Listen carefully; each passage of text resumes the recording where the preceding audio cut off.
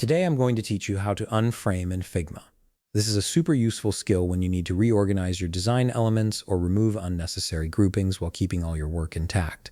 Let's jump right in and explore the two methods you can use.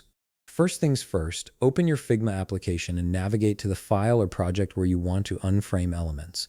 Make sure you're viewing the exact artboard or page that contains the frame you want to work with. This ensures you're making changes in the right place and helps you stay organized throughout the process. Now, Figma actually gives you two different ways to accomplish this task, so let's break down both methods so you can choose whichever feels more natural to you. For the first method, look over to the left side of your screen where you'll see the Layers panel. This panel shows all your frames, groups, and individual elements in a hierarchical structure. Find the specific frame you want to unframe in this list. Once you've located it, right-click directly on that frame name. A context menu will appear with several options. From this menu, click on Ungroup. What this does is remove the frame container itself, but here's the important part.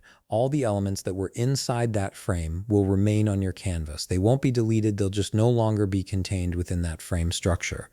This method is quick and efficient when you simply want to dissolve the frame without repositioning anything. Now let's talk about the second method, which gives you a bit more control over the process. Again, start by looking at the left side panel.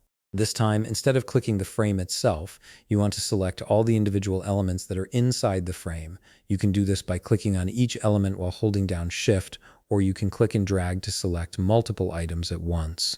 Once all the elements inside the frame are selected, click and drag them outside of the frame. You'll want to position them somewhere nearby, like just above where the frame currently sits on your canvas.